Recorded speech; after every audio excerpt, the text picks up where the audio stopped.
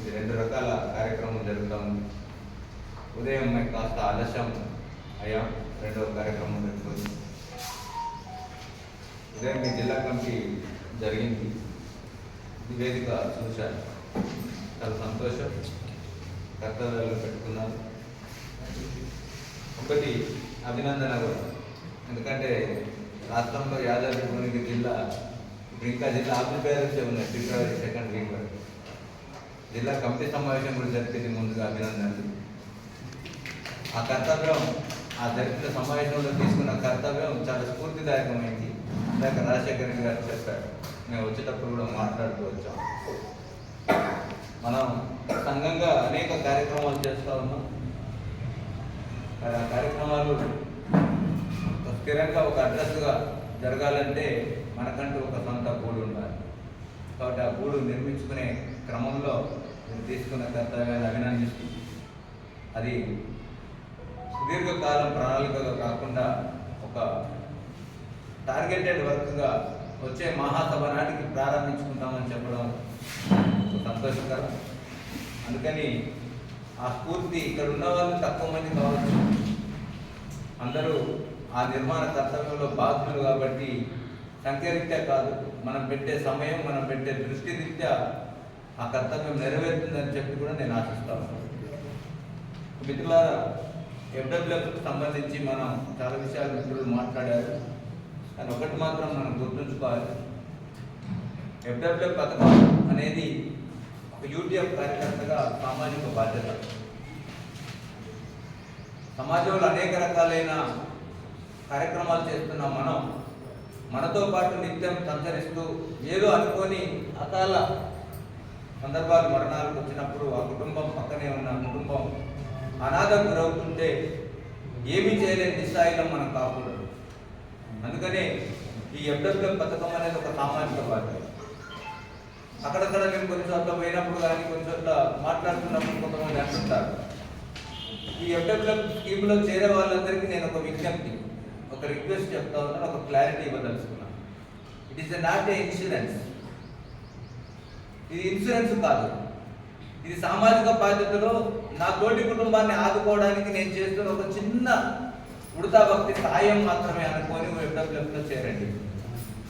ఎందుకు ఈ మాట చెప్తున్నానంటే, ఆ స్ఫూర్తితో మనం చేరితే నెల నెల మనం చెల్లించాల్సిన కంట్రిబ్యూషన్ ప్రాపర్గా మనం చెల్లించగలుగుతాం. ఆ ప్రాపర్గా కంట్రిబ్యూషన్ చెల్లించడం ద్వారా మాత్రమే మనం ఏదైతే లక్ష్యంతో కుటుంబాలను ఆదుకోవాలనుకున్నామో అది నెరవేరుతుంది.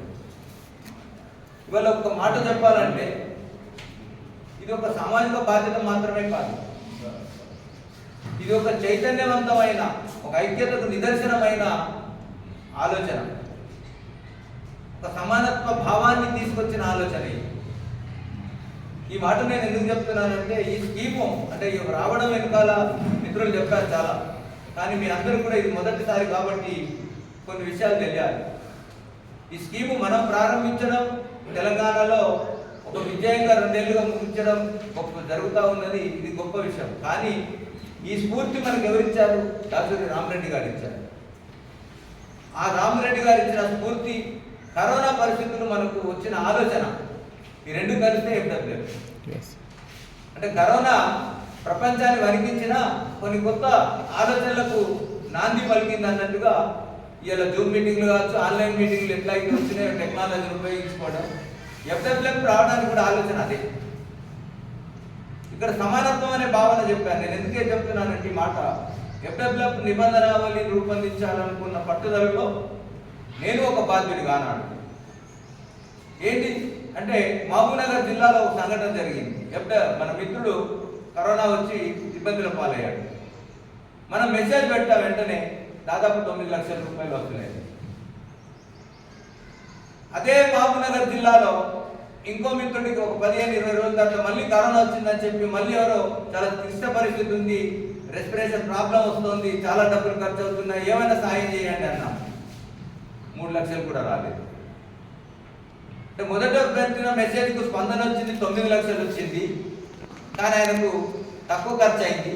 ఈయనకు దాదాపు 15 లక్షల వరకు ఖర్చు అయింది. కానీ టీచర్స్ నుంచి వచ్చిన రెస్పాన్స్లో 3 లక్షలు వచ్చింది. ఇక్కడ మొదలైన డిస్క్రిమినేషన్, ఆలోచన లేదా అది అదేదో ఒక కారణం వచ్చినప్పుడు ఇట్లయితే కుదరదు, దీనికి ఒక స్టెబిలిటీ చేయాలి, దీనికి ఒక యూనిఫామిటీ తీసుకురావాలి అనే ఆలోచనలో వచ్చిందే ఎఫ్డబ్ల్యూఎఫ్. ఒక ఫిక్స్డ్ అమౌంట్ మనం ఇవ్వగలగాలి.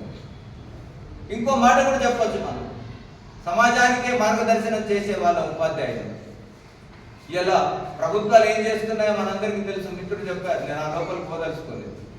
బాధ్యత కలిగిన ప్రభుత్వాలు మనం చేసిన కష్టానికి చెల్లించాల్సిన సొమ్మును సకాలంలో చెల్లించలేకపోయిన సందర్భంలో ప్రభుత్వాలు కూడా కన్నింపు కలిగేటట్టుగా మాకు మేము సాయం చేసుకోగలుగుతామనే ఒక స్ఫూర్తితో మనం నిర్వహిస్తున్నాం ఈ పథకాన్ని. మనం ఇచ్చే రూపాయలు 100 కావచ్చు, కానీ మనం ఇచ్చే 100 రూపాయలతో కుటుంబం ఆ ఆపద నుండి నిలదొక్కుకోగలుగుతున్నది అనుకున్నప్పుడు ఇది ఒక రకమైన సామాజిక బాధ్యతలో భాగంగా మనం చేస్తాము. మన గతంలో మీ దగ్గర ఎట్లా ఉందో కానీ మా దగ్గర అయితే సాంప్రదాయం ఉంది. మహారాష్ట్రలో కూడా కొంత సాంప్రదాయం ఉంటుంది. చనిపోయిన వాళ్ళ ఇంటికి పోతే పోతూ చక్కెర పత్తి తీసుకొని పోతారు. మా దగ్గర అయితే చనిపోయిన వాళ్ళు కర్మలు చేసే రోజు కనుక పిలిస్తే కర్మలకు అటెండ్ అవడానికి పోయేటోడు 500 1000 లేదా 10 కిలోల బియ్యమో లేకుంటే మేకను 2-3 కలిసి మేకను కొనిచ్చి ఆదుకొని వస్తారు. అంటే అక్కడ సామూహిక తత్వం అనేది అక్కడ ఉంది. అక్కడ చనిపోయిన వాళ్ళ ఇంటికి పోయినప్పుడు ఆ సాయం ఎందుకు చేస్తున్నారంటే చనిపోయిన బాధలో ఆర్థిక ఇబ్బందులు రావద్దని బంధుత్వాలు కూడా ఆదుకుంటున్న సంప్రదాయాలు గత కొన్నేళ్లుగా ఉన్నాయి. ఇవన్నింటినీ కలగలుపుకున్నప్పుడు మనం చేస్తున్నది కూడా ఏంటి, కేవలం 100 రూపాయలు మనం సాయం చేస్తున్నాం. మన 100 రూపాయలు ఒక కుటుంబానికి 6 లక్షలుగా మారుతుంది. ఇందాక రాజశేఖర రెడ్డి గారికి చెప్పినట్టు 8 లక్షలు కావచ్చు, అవకాశం ఉంటే 10 లక్షలు కావచ్చు. కానీ ఈ స్కీమును ఎల్లకాలం కొనసాగించాల్సిన బాధ్యత మాత్రం మన మీద. అందుకే నేను చెప్పాను, ఈ స్కీము మనకు ఒక ఇన్సూరెన్స్ కాదు, ఈ స్కీము ఒక సామాజిక కర్తవ్యాల్లో భాగం. కాబట్టి ఎక్కడ ఏ ఉపాధ్యాయుడు ఈ యూటీఎఫ్ కుటుంబ సభ్యుడు చనిపోయినా నేను పంపే 100 రూపాయలు ఆ కుటుంబాన్ని ఆదుకుంటున్నాయనే తృప్తి కోసం యూటీఎఫ్ ఎఫ్డబ్ల్యూఎఫ్ సభ్యత్వంలో చేయం కావాలి. అప్పుడు అది సక్సెస్ఫుల్గా కొనసాగుతుంది.